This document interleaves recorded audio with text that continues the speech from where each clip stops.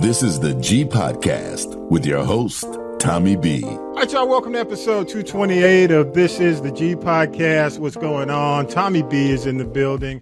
Gotta say what's up and really appreciate Talib Shabazz for making some adjustments to come in on a very special show, man. I appreciate you, Talib, for jumping in. Thank you for having me, brother. Yeah, and the country commentator is not on this week. I know he's out there doing what the country commentator does best, shaking hands, kissing babies. Probably out there doing some spinning. He's probably been recruited by the Biden campaign to do some spinning as well. So I'm going to give him his applause. But thank you again, Hitman Howie. Thank you for being on. Thank you. And Talib Shabazz, of course. Talib the Dream is in the building. Hey, you know, again, I'm Tommy B, and each week we do news, politics, pop culture, the piping hot tea. Coming up later, Tanya B in the tea. And I will tell you that I don't have to tell you. You know what kind of week it's been. Everyone's talking about the great debate. I call it Pop versus Pinocchio. Right. And we're going to talk about it in a few. Newsmaker crew's here. Again, Hitman, Talib. Vi, we'll send you a copy, Vi, and to show that we supported your boy in a little bit. Also, the NBA draft happened this week. Atlanta Hawks fans got the number one pick from France. Zachary Rissache? Is that correct? That's close enough. Yeah, I think that's right. Yep. Yeah, that's about right. Okay, he's from France. Young kid, too. We lost the rookie fan favorite, though. Our rookie fan favorite, A.J. Griffin, in order to get another pick in the second round. I'm not going to go into the technical aspects of the Hawks getting that second round pick, but I think it was worthwhile. Unfortunately, I think Coach Snyder and A.J. Griffin didn't see eye to eye, so I think this is a good move for his career to go to Houston. And DeJounte Murray goes to New Orleans. I think they will make the best use of him in New Orleans. And I'll just leave it at that. And Howie, at the end of the show, if you want to say something about that, you can, because I know you want to. Trae Young remains, but we're in free agency as we tape the podcast this weekend. And so it's really not over. We're going to see if they'll make any more moves. And congratulations to LeBron and Bronny on the Lakers. They become the first father and son team on an NBA, or tandem on an NBA team. So it'll be interesting to see how that works out. I got to say this before we really get rolling, y'all. I just want to say thank you to TikTok, man. And Talib, you can tell me, Talib, because you're a promoter. So why? I mean, TikTok is more engaged. I mean, versus like I put it on. Of course, we've been uploading to what is it, YouTube, and even on X, and you know, just our regular, you know, when we put the audio out there, man. But TikTok, man, when you put any comments or any type of forum up on TikTok, you saw the comments. What do you think? Yes. And why is it different from? Why do you think it's different from the other platforms? Because you saw it. I really have no idea. I could say that, you know, because of TikTok's inception and how it got started in terms of the challenges and the dance competition kind of thing, you know, the constant copycat stuff. You know, there was definitely an audience that was more engaged. Right. It's also for the most part, TikTok is a younger platform, where the average user would be younger, has more time to spend on the platform. But you know what? I'll say this in the middle of that comment. I don't mean to interrupt you, but you saw the comments when we put a Trump comment. Of course, it was Trump, but I've done that on X. I've done that on YouTube. But the MAGA. I mean, we had the MAGA people jumping in. We had the Biden, the Democrats jump in. It's just so much more engaged. And these were older people. You could tell by, you know, the pictures. So it's a mix, man. It's not just, it is young, the core. Right. But the older audience is there too. Yeah, well, go ahead. Really what I was saying was that, you know, the children set the trend. Yeah. you know, Yeah. and because of the amount of engagement that was on TikTok, I know I didn't jump on TikTok until the pandemic. Okay. And when I saw what, these people were doing, I was like, wow, there are a lot of funny people in the world. Yeah. You know what I mean? Humorous. And, there was a lot more, it seemed to be more happening than there was on Instagram. And I think maybe it's because Instagram is, started off as a picture format that moved into live, whereas TikTok was live. It's kind of been able to just, morph into what it is now. Mm-hmm. And I just got to say thanks to those who, jumped on and we need more followers. We get a lot of views, but we need people to actually follow.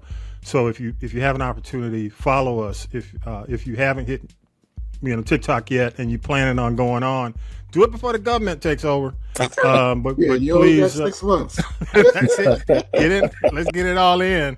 But go there and follow us, man. But I'm really, big thanks to TikTok and the folks. Much better than Meta, much better than YouTube, and a whole lot better than the X experience can be a little crazy. Yeah.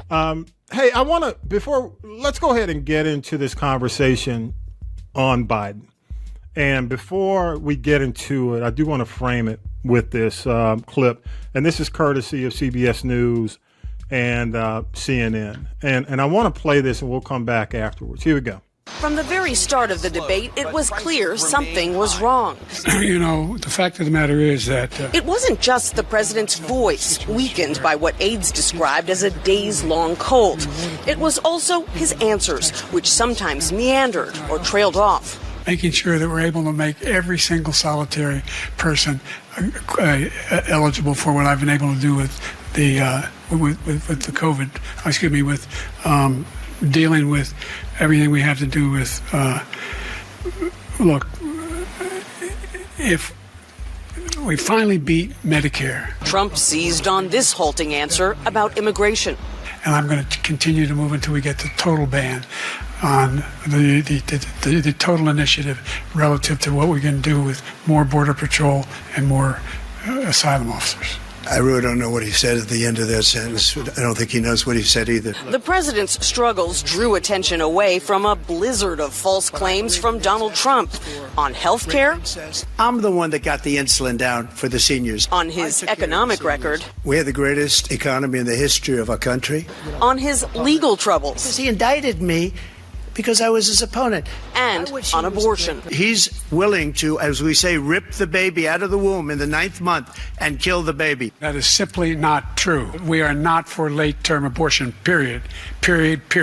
By the end of the debate, panic was spreading through the Democratic Party. That was not what we needed from Joe Biden, and it's personally painful.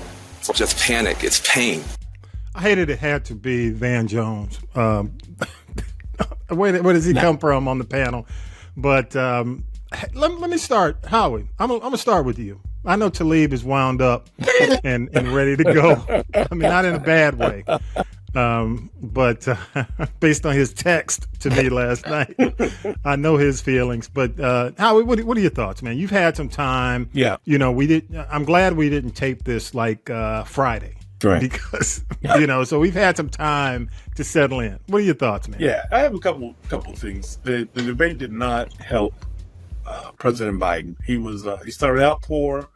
He got a little bit better. He ended okay. But overall, it was an exceptionally failed attempt at being a good debater and being a president.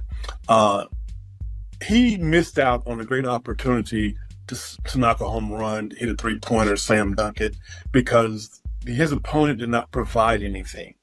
However, he did not seize the opportunity, and it makes it very difficult for that percentage of people who are on the fence as to who they're going to vote for. He did not win, and that was an extremely poor showing. And what I hope is that the Democratic Party and its leadership sees this opportunity to put something out to kind of buoyance him or make him better, hold him up, because based on the debate, a day's cold or whatever it was, man, he did not take his meds, and he needed something. And I hope it gets better. I really do. Now, again, I don't think the opponent did anything either. I don't think he bettered himself nor convinced the on the fence people. He didn't answer any questions. He talked about things that weren't true. But man, what a great opportunity that was missed by the president and the Democratic Party overall. Yeah, I agree. Go to you, Talib. First things first, let me say, I don't think there was any winner in this debate. Actually, I think that the general public is the loser in this. Agreed. Because, okay, so look, I didn't think that Joe Biden had a terrible night. I know that he wasn't as prepared because he could have just touted. Can I ask you this, Talib, and prepare real quick? Sure. They prepared 6 days. He may have over. Once again. But I'm gonna go back to you. I just wanted to say that. But here's the thing. If he was truly prepared, he would have been able to espouse the facts of what he's done, if nothing else. Right. Yeah. The opportunity was missed, and I got to agree with Howie. But the thing was Biden was trying to take Trump's fight to him, and you can't do that. I agree. If you are with someone who just blurts things at the top of his lungs and then waits for your reaction, you can't give him a reaction talking about that's malarkey. A one-liner. We had the greatest economy in the world. How? When you created $2 trillion in debt. How? You know what I mean? Like, exactly. There were specific things that he should have been called out on. So for people to now complain about Biden, I really have to ask, was Biden ever in the moment type of guy? And he really hasn't been. There was plenty of times where Biden as vice president, made several guffaws that, had to be either walked back, or Obama said something, or, hey, Joe, don't say that. Or, this is not something that is just now happening. It's worse now because he's not as sharp, because he's 81. Right. And I'm not trying to sound like an ageist or, somebody who is against, the senior community. My mother is 81. Yeah. And my mother in that same kind of debate would have been a little bit frazzled as well, because she's not on it like she used to be. Right. So I'm not. So, the whole, should we get rid of Biden at this point? No, we should have got rid of Biden at this point. The man did a good job considering the hand that he was dealt. And I don't want to take anything away from his achievements while in office. But the real of it is that I have been, when Joe said he was going to just be a one-term president, I was like, I'm cool with that. Because this has been a lifelong goal, and I know what lifelong goals are like, and to be honest, I did not think that I thought that he would be able to use his position a little bit better than he has, because of the way that he used to be so vocal on the Senate floor, and because of all the things that he did. And really, as soon as Trump said super predator, I was like, oh. That's Hillary Clinton, dog. I didn't say that. Hillary said it. Right. You're in the wrong debate. I did crime bill. She said super predator. But again, it's those kinds of things that, the old Joe Biden would have been a little bit more on point about making sure that he's, combating the ridiculousness that President Trump was saying. And the fact that he did not and looked worse is more fuel for the fire. Now here's the thing. fuck Joe Biden. Fuck him. You know what I mean? I didn't like his on the crime bills. I didn't like him. I thought Amtrak Joe was okay, but I don't think that he ever really got it. In this contest, the way that it stands right now, there is no way for the people to really elect someone else to take Joe Biden's position. Yeah. Which means that now we don't have a say in who gets to that position. We just say whether we're going to vote for them or not. If Joe Biden if Joe Biden steps down, what is the process that we have to go through? 4 months away from 4 or 5 months away from the 3 months away from an election. Well, let me say this, and I'll answer. It's going to Kamala Harris, and if I'm let me say this. I'm moving. If I am, I'm out, man. I'm gonna do this from Canada, Costa Rica, and I'm a numbers guy, man. I'm a numbers guy. Biden is at a 38% approval rating. Okay, and one of the reasons why I saw this as a critical debate was that he is at 38%, and his vice president is lower than he is. And no president has ever won, no incumbent president has ever won re-election less than 40-ish, got to be in your 40-ish, close to 50. And my question has been, because of the struggle to raise the approval rating, what are you going to do now that you haven't done over 4 years to get you to where you need to be from a number standpoint to be viable to win? Yeah. Because, they say, well, Trump was there at the same time when he was, president. Yeah, and Trump lost. That's why he lost. And he lost. You're at the same number that he lost. The reason he lost, the second term. So my concern are the numbers. He's just not faring well in the numbers. Neither is Kamala. So if he does have to step down to lead, the only option will be Kamala, because that's constitutional. They can't just go to Gavin Newsom and say, hey, Gavin, take over. No, that's not going to happen. Right. It's got to go to Kamala. Right. The only way, and I'm not, I don't want to try to, do constitutional law here, but the succession plan has to go forward, Right. And, if she steps down, maybe there's an opportunity, but ultimately it's going to be up to the delegates. Right. They can go you go to Chicago. Joe says before Chicago, I'm not going to do it.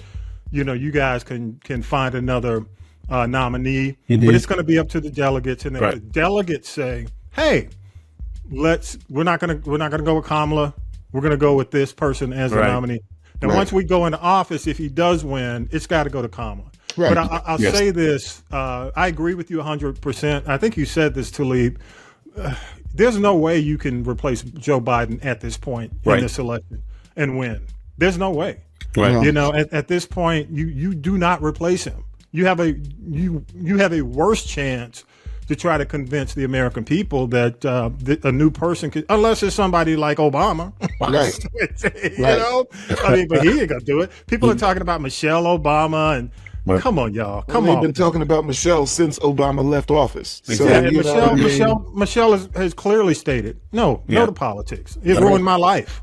Yeah. I'm not going to do that. But I do think what bothers me is the party, and the reason. Another good point, Talib. We're talking about the people being hurt by this. Right. Okay. Right. We need the best possible person representing us in that chair right now, in that seat, because of what we're up against. There's no way in hell I would ever vote for Trump. I'll just say that clearly. Right. Correct. So knowing who he is and the fact that he lied all the way through the debate, and hell, my 12-year-old knows he lied. Right. I say, Daddy, why are you saying that? So my whole point is, you're absolutely right. The people lose. Let me play something real quick, and I want to get your thoughts on this. I'll start with you, Talib, and I'm going to ask Howie. But I want to, this is from the Democratic chair. He was on Politics Nation with Al Sharpton.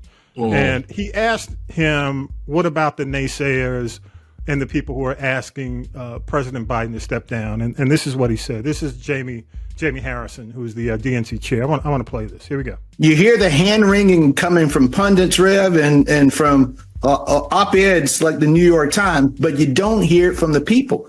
What I've seen is a galvanization, particularly in the black community. Yeah, I'm a black man. I've seen a galvanization of support for Joe Biden because, Rev, in the black community, in your family, you can say all that you want to say about a member of your family, but don't let somebody else say it, because that's when you unify people in support. And that's what I've seen in terms of support of Joe Biden, because folks understand this, that Joe Biden has always had our back.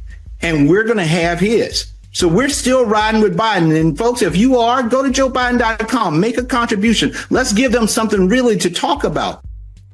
I don't know if I've ever really considered Joe 100% part of the picnic. That's just, maybe it's me. You know what I'm saying? Joe Biden will not get invited to the cookout. So, the cookout. I mean, right. I mean, look, I'm going to say why he said it, but I'm going to go to you, Howie. I mean, when you hear that, do black people deserve that much association in this situation like that? Well, one thing that's important, you can tell from both sides of the aisle, is they're fighting for the black vote. Our vote has become and the Hispanic vote. Yeah, it has become extremely important. But Joe Biden the Democrats can't take it for granted. Joe Biden wouldn't be, like you say, he's not on the first invitation list. He's on that third or fourth person list after some people decide they can't come to the picnic. Then we'll get to Joe. So he's not first on the picnic on the list. I'm gonna tell you that. And for my point concerning Harris, he needs to be out. He's my race, but he needs to be out with that. He's galvanized behind him collectively, not only African American Democrats. All Democrats need to galvanize, and he needs to be the one leading and pushing that. He needs to be out on X or Instagram or whatever it is, whatever social platform, saying all the great things about Joe Biden, all the things that he's done that have been great. And that's why, just to circle back real quick about his preparation, I think they may have over-prepared him to, in a sense, be combative to Trump whenever Trump says something combative, instead of saying, hey, let's tout the things we have done. And anytime a question comes up, let's make sure we route it back to the things that we've been good about the last 3.5, 4 years. And that's what they failed to do. So Harrison is okay, but man, he needs to get out there and get people lining up to the polls. All Democrats, not only the African American voters, we're going to show up. 90% of us are going to show up, and we're going to show up for the Democrat regardless, because that's just who we are. I've seen the. I mean, before this, 70%, approval, on that, on our side when it comes down to the black vote, and people saying they're going to vote for him. Right. I agree with that. I know that's just the nature of how it's been. Exactly. But I will say, definitely, I think, my family, most of the folks were like, what the fuck? Right. And it was disappointing. What I heard was disappointment more than anything. Exactly. And I'll go to you, Talib. I've got something to say about it. Talib, jump in real quick on your thoughts when you heard that. Riding with Biden. It's a T-shirt. It's, look, man, copywritten. Only thing I'm going to say is this. Anytime we get to this point, I always go back and I reference Malcolm X's The Ballad of the Bullet. Mm-hmm. We are the political football. Melanated people in this country are the political football. Yeah. And these parties keep using us to go back and forth, just like Malcolm was talking about in the speech. As far as I'm concerned, look, I've stated before that I usually do write my own name in. I don't think I'll be writing my name in this time, because that's how much I don't want Trump to be in office ever again. Yeah. He needs to go. And the faster that happens, the better it's going to be for everybody. Right. However,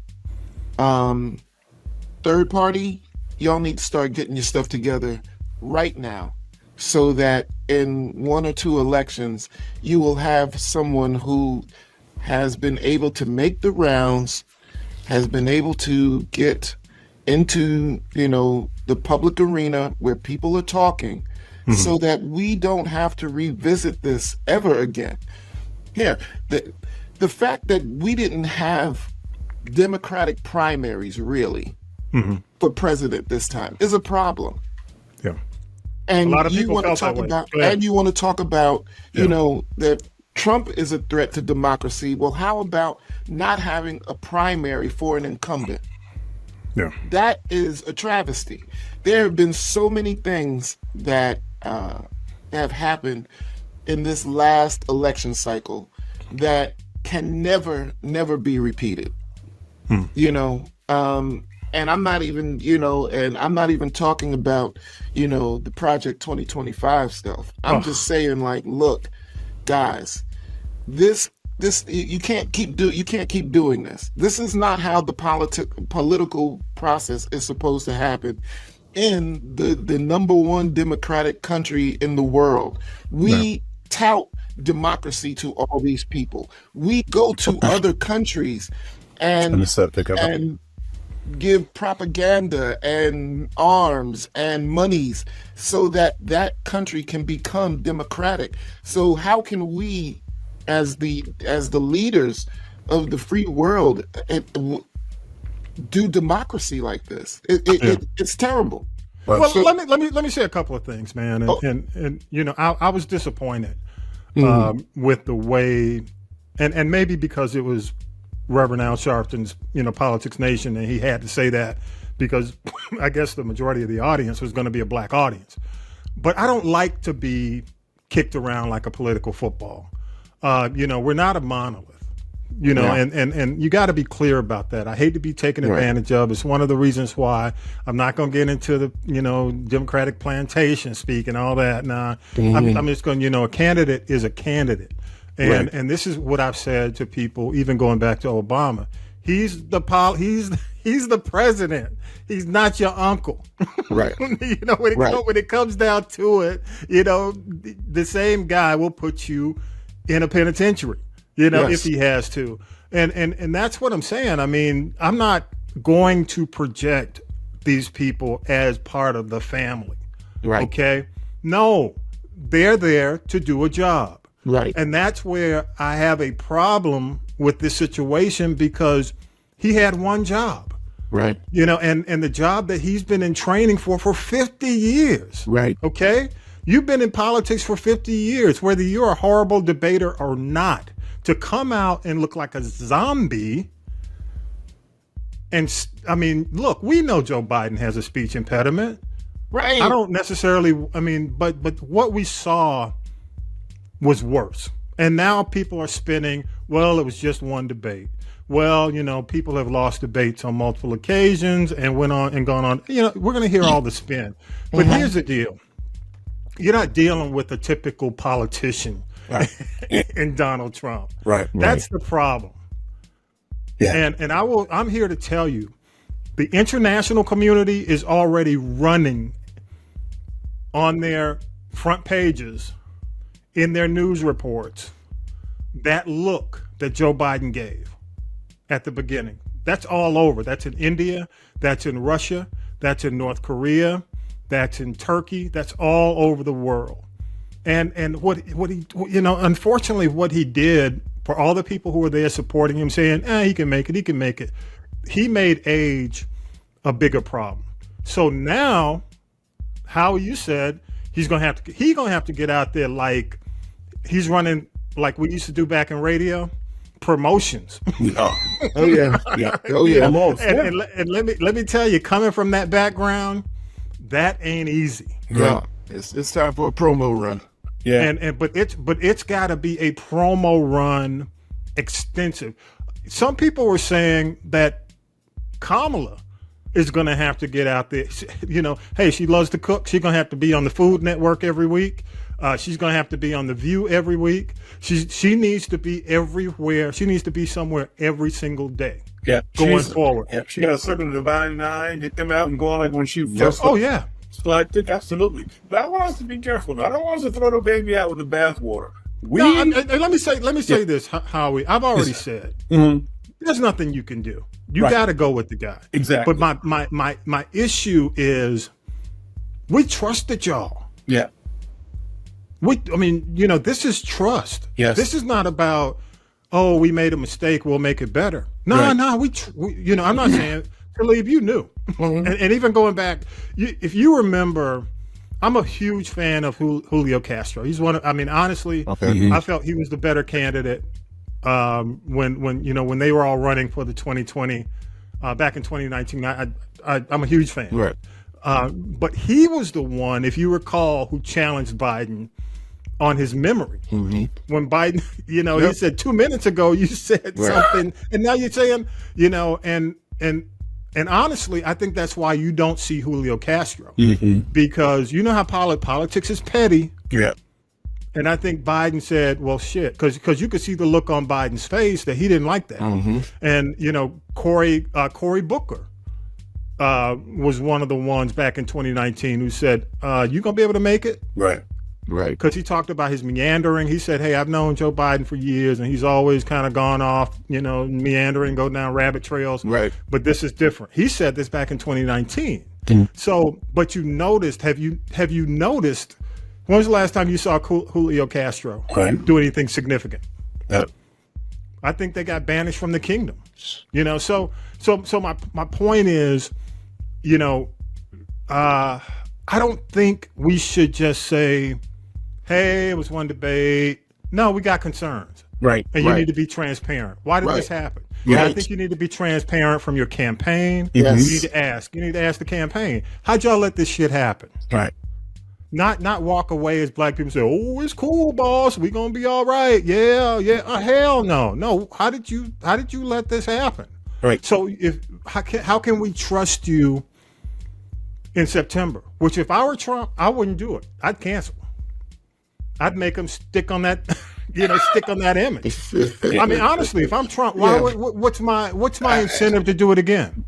Honestly, if I was Trump, I would take that open mouth Biden look and I would put that on a T-shirt. Oh, because it's already out there. It's a meme. It is. Oh, it's on social media. Oh, I haven't seen it. Well, it's important to what goes on for Biden. It's important to what goes on between now and September as to the debate will go on. I agree with you. It may get to the point where he said, "Hey, it's not worth me debating him again." Right. And I'm not here. I don't blame Biden. I blame the handlers. Absolutely. Honestly, I think it's elder abuse at this point. And I do. Same thing. I really do. I think this is a guy who, and this is something, I'm a huge fan of the Raging Cajun. He's crazy. That dude. James Carville. Now he said some problematic shit at times, but he's a Cajun. But he said Biden doesn't have advisors; he has employees. I heard that. Yes. And what that means basically is ain't nobody telling him what to do. Right. And you get to a certain age, you might need somebody to tell you what to do. Well, I don't trust any politician who just has employees and not people to step in who can say, look, stop this shit. Right. See, and my thing is, when I saw, because, since really when I knew that we were going to be doing this show, I really went into overgear to try and see what the talking heads are saying. My question is, somebody's going to need to explain why Dr. Biden said what she said in the manner that she said to President Biden after the debate. What did she say? Oh, Joe, you answered every question. Oh, well, okay. I think I think that's what the narrative has to be. Well, see, but I need to know now, why is Dr. Biden talking to her husband like that? You know what I mean? But even more so, Talib, she's everywhere with him now. Do you notice? Everywhere.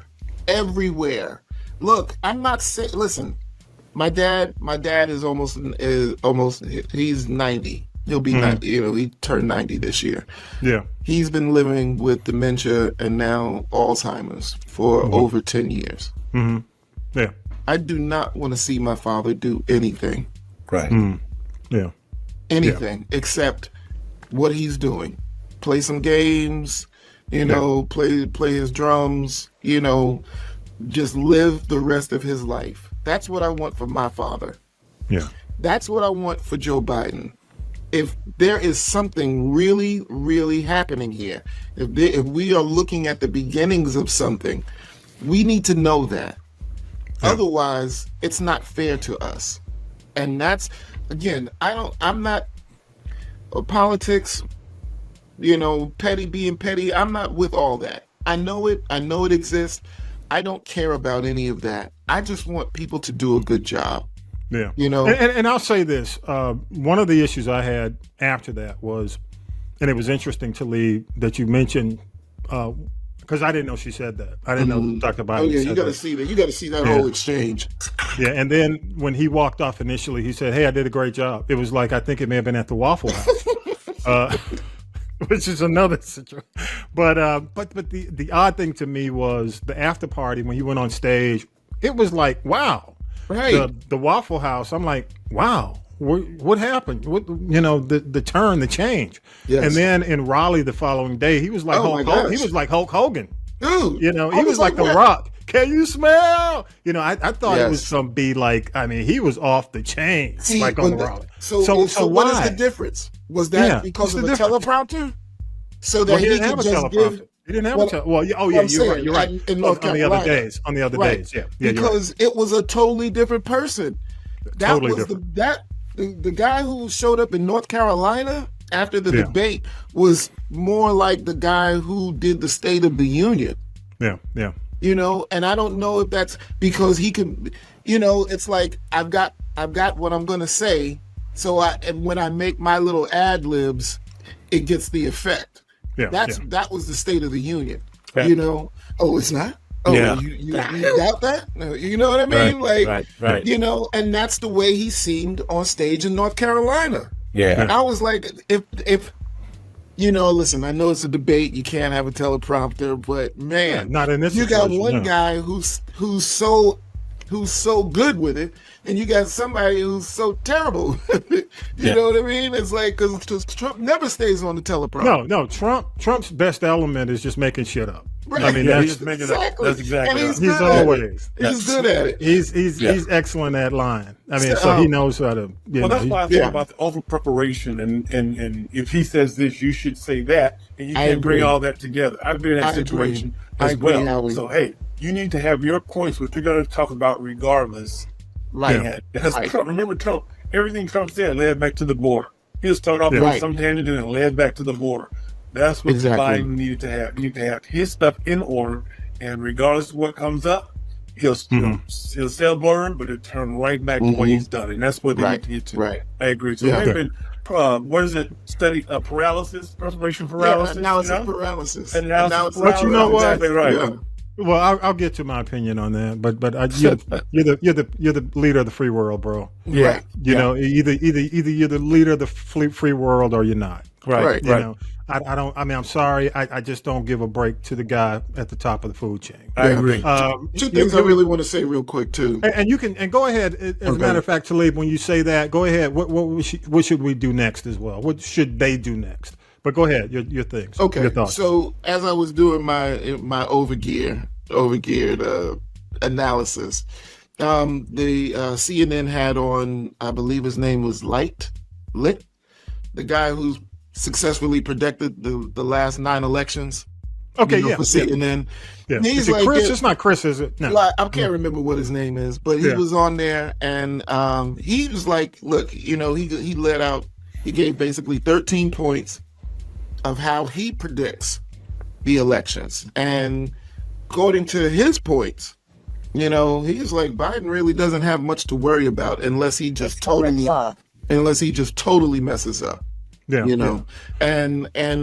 So I'm really curious about that because it's like, the fact that he is an incumbent, the fact that, I can't remember all the points, but I think that would be something that folks should watch.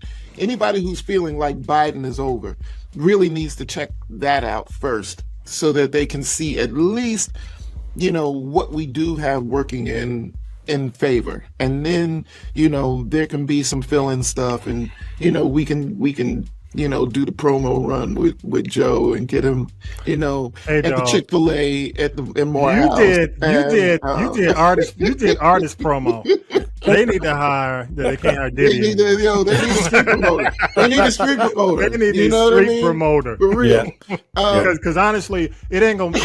You can't win it in the bunker. No, this is not right now. Not at this point. And let me tell you, Talib, they may have been able to before, but after this, there's no way. Yeah, dude, street promotion. Go ahead. We really have to go to Kamala Harris in terms of the succession. I as a representative of the Black delegation would like to trade her immediately for Rachel Dolezal, and maybe we can really get some.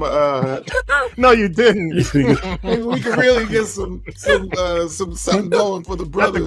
Not the Great Pretender. Yeah, right. We got to put Brother Comedian in time out for 2 minutes. She brought Rachel Dolezal. Yeah. But here's the thing. I would rather give it to somebody that faked their way up here to be like, look, well, at least he had Montel Williams. At least she was on the right path. You know what I mean? Like, I know that's hard. Like, yeah, but to be like, man, I don't. To answer that last question that you posed, I really have no clue, except they need to hit the ground. You want to talk about boots on the ground? That's what they need right now. Yep. In every corner of this country. Well, let me say this, Talib. They have offices in just about every major battleground state. Trump has no offices open. So they're already prepared. They already have the infrastructure to do it. It's whether or not they do it. Yeah. Okay. I'm going to go to you, Howie. What should they do? I agree where I said earlier. To use the basketball analogy, they need to go all 94 feet. They need to start hitting them, pressing them right now at the end line, all the way across the court. And to use yours point, promos or whatever, because I'm not in the industry, but whatever it needs. If they need that guy walking around with the little camera, street team. Right. Yes. Whatever they need. Exactly. They need, trucks driving around, whatever it is, they need to do it because they have to say what has been good about these last 4 years. They need to say that and let us forget about the one night that wasn't a good night for them. Right. They need to say, hey, we had a lot more good nights than that one. And they need to tell people about it. And they need to do it all between now and September. They need to do it out all the way. So that's my point. That's the next. Jamie can't be on regular Al Sharpton just talking about picnics and jump, man. You got to be telling what has been done, and he needs to be doing a great job at it. It needs to be real loud and real often. Yeah. Well, Jamie's 100% about fundraising. Right. They're just trying not to lose these donors because the donors are calling saying, hey, we had this money, we got this money poised, right? But are y'all really serious? What's going on? Yeah. Because when the donors start calling, that's when they wake up. And let me say, man, I agree with y'all 100%. This is a boots on the ground situation. If you thought you could just win it as an air war, that's over. Right. And people, you thought you might have been able to avoid the age thing, but you made it worse. So now you're going to have to change people's image. And it's almost like, 50 million people watched the debate. Okay. You had 50 million people with an impression of you that you're going to have to change. So, you got to keep that donor money, one. You're going to have to get in the streets and you're going to have to show people that, just like he did in Raleigh, you got to go Hulk Hogan, you got to go The Rock, you got to, you got to level up, because if you don't, if it happens again, it's over. I will say that. Yeah. I said it's I don't think it's a wrap because Trump is horrible as well. And you could tell Trump's like the kid who didn't prepare in school, who had the oral presentation. and everybody's sitting out there like laughing bullshit. You know Right. how it is. Right, You know, right. you got some kids like, hey, I don't need to study, and and that's what they got. Mm-hmm. So Trump's that kid.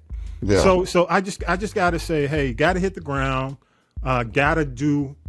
Kamala needs to be everywhere. Yes. If she loves sports, be on ESPN. If she's, like I said, the Food Channel, Right. The View, The Talk. This ain't time to bunker down and hide. You got to be everywhere. And you know what? I got to say this. You bought it on yourselves. Yeah. I read an article. But go ahead. I was just saying, speaking of Kamala, I saw a clip about 4 or 5 months ago saying this happened in the 70s when Gerald Ford was around. And the question was, will we ever have an African-American female president? The answer immediately was no. And then the comeback was, however, if she is vice president and the president is unable to perform, that's the only way. I think we've just about gotten there. If I would be curious if Biden is voted in, if he can do all 4 years, either mentally he can do it, or if he passes away for some reason, and that's how Kamala gets in. That's an interesting take that kind of seems to have raised his head now in this situation. Yeah. I will say this. There's no replacing Biden at this point. Okay, No, you just can't. forget that. Anybody who's talking that notion, you can forget that. Exactly. But I do agree. The street thing has to happen. Yeah. The other thing is, and I'm glad you said what you said about being a political football. Y'all need to stop that. Great point. Everything that's happening is on you. Yes. Quit putting the onus of responsibility back on the community to continue to support you. Right. It's either you do the job and we support you, or you don't do the job and you lose support. Exactly. Okay, we're not going. You don't get carte blanche. You don't get a blank. You don't get a blank check with these communities. Like Exactly. that. It's just like New England Patriots. Do your job. Right. Your job was to get it in front of the American people and not only tout what you've done, but tell the people what you're going to do. Exactly. And you missed that massive opportunity. Great. Right. So yeah, it's one debate, but it doesn't address what's going on. Yes. Right. But I will tell you, and I'm gonna say this, my mental health and my audiences, let me say it to you, audience, y'all should not be worried about this shit, because it's not your problem. You didn't create, I tell people all the time, it's just a Billy Joel song. We didn't start the fire. You know what I'm saying? Right. And the reason I say that is I talked to a good friend after the debate, and went into how depressed he was. Wow. I said, "Motherfucker, this ain't you. Right. This is them. Right. This is not on you. No." I said, "Don't take this to heart and personally. They knew better. They knew what the odds were. Yes. So I'm not. I mean, look, all we can do is vote and pay attention down ballot. Right. Down ballot. Correct.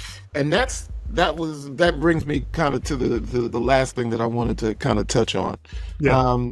I definitely would encourage everybody to watch Jon Stewart's The Daily Show with his debate coverage, because during the show, the Reverend, what was the Reverend's name? I forget what the gentleman's name is, but he just authored a book called White Poverty, where he's basically, this is the same, I don't know if anybody remembers, but when The Color Purple came out, there was a gentleman who was in a wheelchair who was denied access to the movie because he was in the wheelchair. Okay. This is the same Reverend who was out in of California. This is not. Yes, I know you're talking about. God, he did God's politics. Yes. Yeah. Yes. Jonathan Wilson Hartgrove. Yes. No. No. No, this is the author of God's Politics. This is his next book. Yeah. Am I correct? Yes. Yeah, and he but go ahead. Yeah, I love his work. He wrote God's Politics during Bush's administration. Okay. This book, from just the stats that the brother was giving, that he uncovered while doing research for the book, is staggering. You know, he was basically at one point in the interview, he was saying, you know, that these battleground states, you know, like Georgia was 11,000 votes. Yeah. But there were, you know, 750,000 poor people who just didn't vote at all.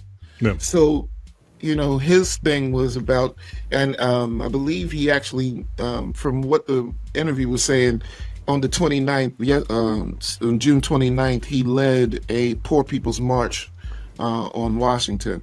But, you know, what I liked about what he was saying is that we have to figure out a way to mobilize the people who are economically disenfranchised right now, because through that alone, we would have enough votes to go not only whatever way that the system was trying. I mean, it really we got enough votes to not only win the election, but to really put someone in office as well in these states.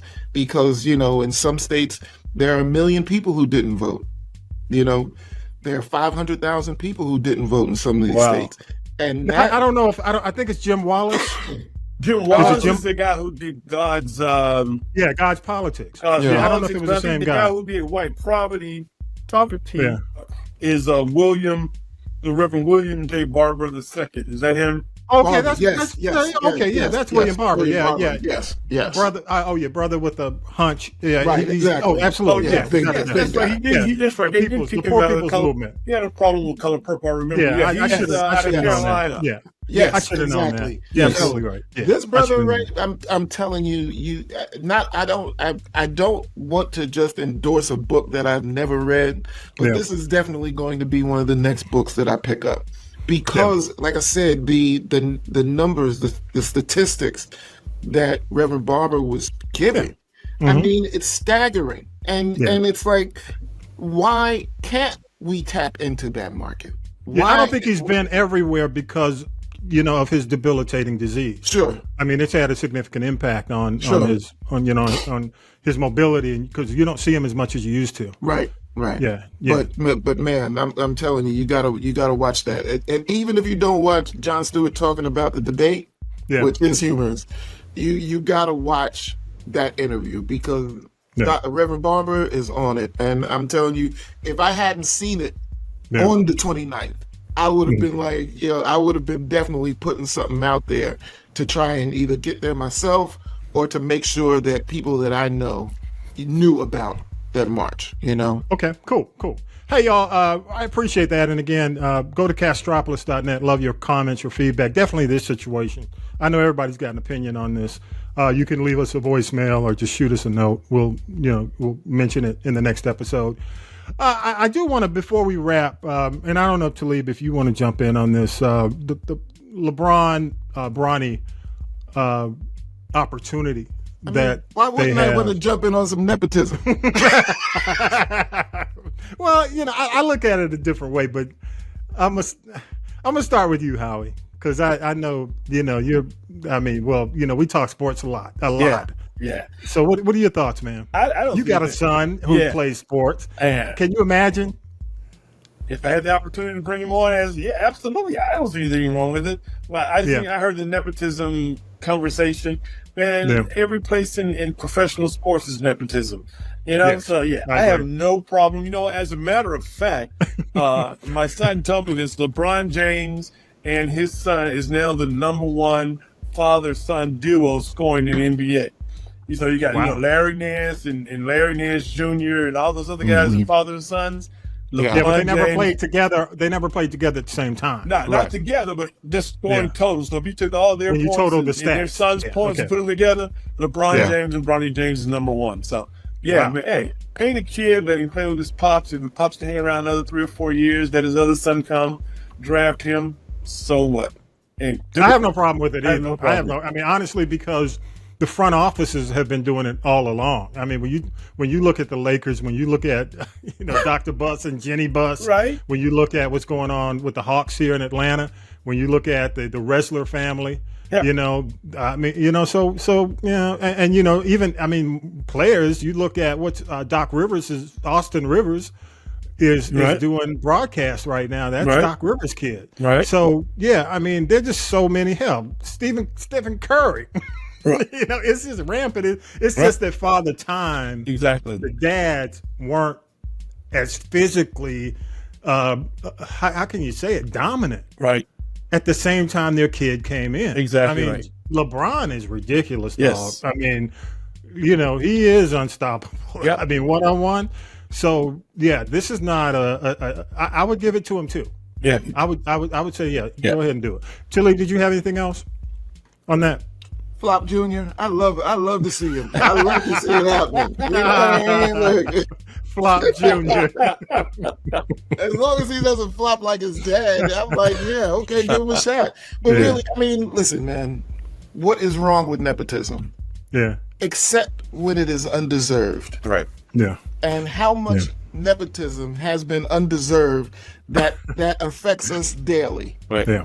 So no, come on, man. No problem. I mean, that's a dream. I mean, for a father who is involved in the game like that, Right. to have a child playing with him. Yeah. Yeah. Yeah. Well, it's a dream. It's a dream if you're a plumber.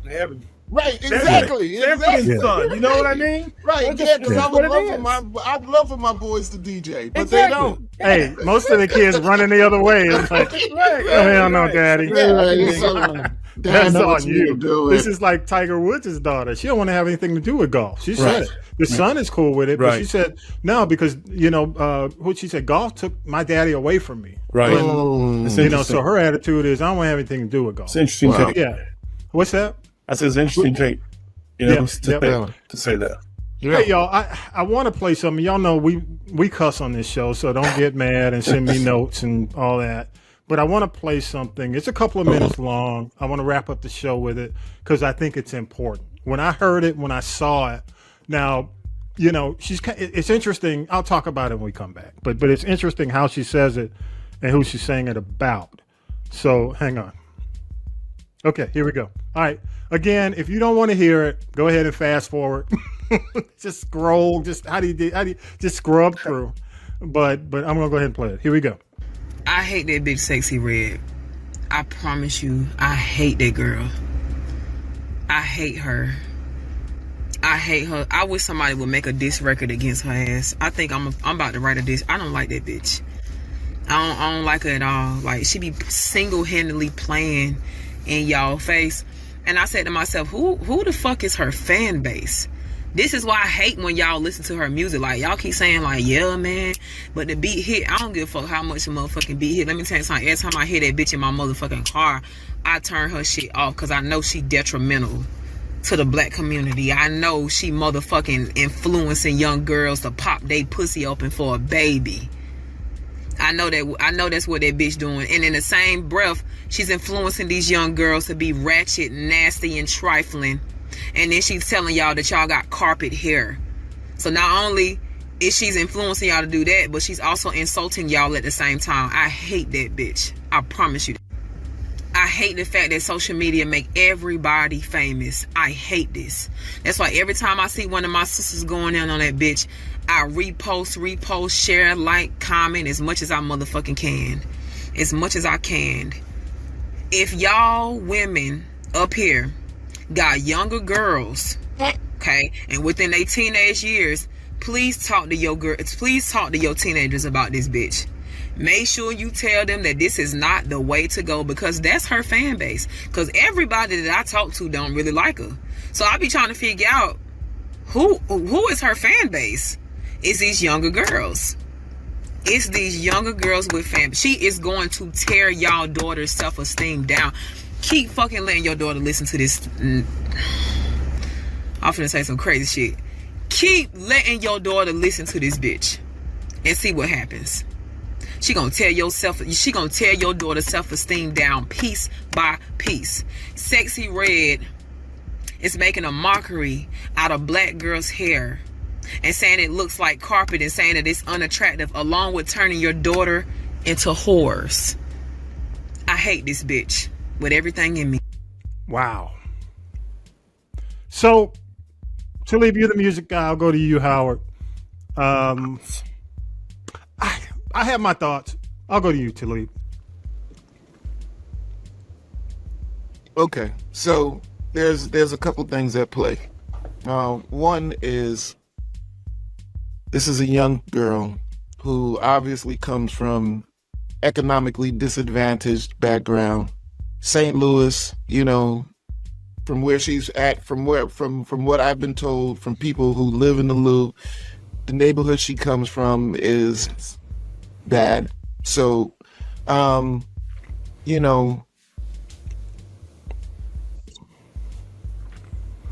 do I expect her to know better?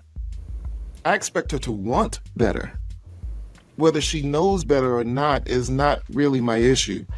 I expect her to want better, for herself.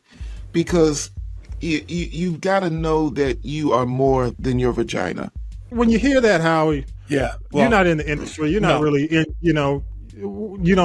what were your first thoughts when you heard that woman saying what she said? Yeah, well, I appreciated what she said, and I anytime I even see, hear, or look at Sexy Red, I think I need to take a shower, because she's just not the person.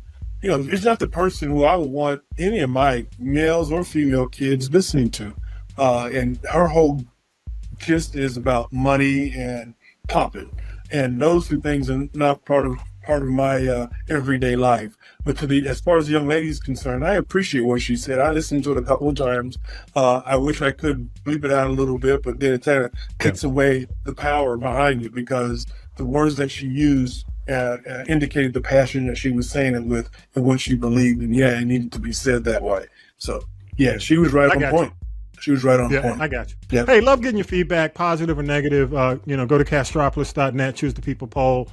As always, you can leave a voice message, and basically, we'll play it back. I'm sure from Biden to nepotism to quote unquote popping that, we'll get some feedback. So hey, y'all, let's go ahead and take a break, and we'll hit the tea with Tanya B, and we'll go ahead and close it out. All right, appreciate it, guys. Thank you so much for joining me. Thank you. Appreciate it. All right. Listeners, how you doing? We want to keep bringing you awesome content without any of the annoying ads interrupting the flow. If you enjoy what you hear, consider contributing to our podcast by giving as little as $1 or whatever you can spare. Head over to our website at castropolis.net. That's castropolis.net to show your support. Thank you for being amazing listeners and for helping us keep This Is the G podcast virtually ad-free. Your support means the world to us. Stay tuned for more fun and friendly conversations on This Is the G podcast. Thanks again. Now then, children, it's time for tea. It's tea time, y'all. Sipping the tea with Tanya B. Yes, children, it's time for tea. It's your girl, Tanya B, your number one entertainment indie chick. All things entertainment, all things music, and here we go sipping this GT. Well, let's start out at the 5,000 Black Baptist Church Alders of Atlanta. We lost some major stars and athletes this week. First up, Major League Baseball trailblazer Orlando Cepeda. They called him the Baby Bull. I think he really broke a barrier, Tommy B, back in 1958. He was one of the first Puerto Rican Major League Baseball players. Also, we just send out prayers and just good energy to boxer Roy Jones Jr., who is being very transparent. He lost his son by death by suicide. Mental issues are so real. We lost actor Bill Cobbs. What a veteran. In over 100 film and TV roles. He was in New Jack City. If you remember New Jack City, the man that shot Nino Brown, pulled out the gun on the steps and shot him, that was Bill Cobbs. He was also in The Sopranos. He was in The Bodyguard, back to TV in the 70s, movies, The Taking of Pelham 1, 2, 3, and he was also on Good Times. And we lost a little bit of a quirky actor, but he was interesting and different. That was Martin Mull. He was more recently on Roseanne or The Connors, but he was also in the movies Clue and in the Netflix series called The Ranch. Shout out to all these young people doing their thing on the 2024 Olympic team. Shout out to Noah Lyles, Simone Biles, Sha'Carri Richardson. She's back. Don't play with her. And we really got to keep our eye on DC's own phenom, 16-year-old. I think he's the youngest Olympic athlete. Quincy Wilson is his name. The top picks in the NBA draft this week were all from Canada, and everybody's talking about LeBron James' son, Bronny. Second round, Pick number 55, going to his dad's team, the Lakers. Are they going to make history? It'll be a lot of PR, a lot of hype. There's already a whole bunch of nepotism in the NBA already. Will they get the ring together? Will this be LeBron's last season? Will Smith's redemption tour continues. He's performing tonight on the BET Awards. He has a new song out. It's inspirational with the artist Friday called You Can Make It. I guess he figures he can. Do we care about another installment of the Fridays film franchise? You know, Ice Cube he's been on ice by the people for a while, but he said now there's going to be another installment called Last Friday, starring his son O'Shea Jackson Jr., Chris Tucker, and DC Young Fly. But what about Cat Williams, Mike Epps, or even Pinky the Pimp, Clifton Powell? What about Ray J's estranged wife, Princess Love, put him on blast? I'm reading this quote, Tommy B. She said, "Instead of constantly worrying about me, you need to focus on what you did to Wendy Williams, because she ain't been right since you took her on that drug binge gang." Don't know what that means. Ray J, you all kinds of wrong. The class of 2025 for the Hollywood Walk of Fame has been partially announced. The first one who definitely deserves it is Prince. Now, he's getting it posthumously because when he was alive, they offered it to him and he was like, nah, I'm good. But you know what else is good, Tommy B? This is the 40th anniversary of Purple Rain.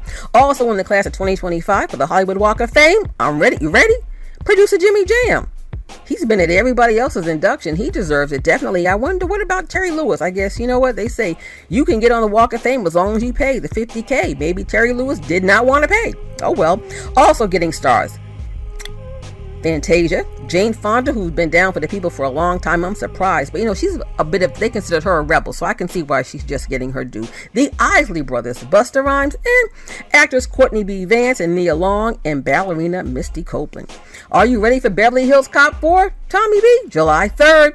Beverly Hills Cop 4. Eddie Murphy also has Shrek 5. His Shrek character, Donkey's getting their own movie. Now, he's already talking about Beverly Hills Cop 5, and I think sometimes you need to just leave well enough alone.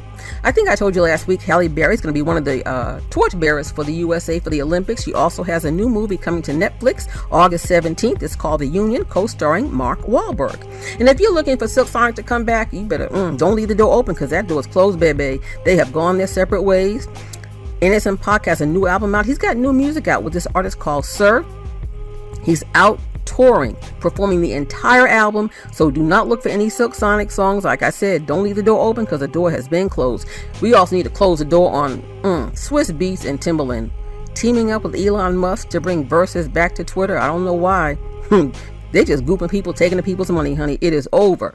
That was good during the pandemic. The Versus was so 2020. This is 2024, and people go to concerts these days, and all money ain't good money. That's all I got to say. But Tommy B, let me tell you, next week, the Birdwire On Demand, celebrity guest DJ, the Grand Diva, and founder of Climax, Miss Bernadette Cooper, will be in the big chair for me. I'm taking the weekend off next week. Have a great week or weekend. Be safe. Don't drink and drive. Be careful with fireworks. Be careful starting fires on the grill. It's your girl, Tanya B, and that's all I got. Ain't got no more. Thank you, Vi, Talib, author and political analyst Harold Michael Harvey. Thanks to the crew, Millennial Nick, Lady J, Regia, music by K-Dub, all those who help us make it happen every single week. Subscribe and turn on your notifications, y'all, for new episodes. And starting in the month of July, we're really going for Ad Independence. So that's what we're calling it, Ad Independence July at This Is the G Podcast. If you like what we do and you want to see us continue to do it without a lot of ads, go to castropolis.net, give whatever you can. That's castropolis.net. Give, click,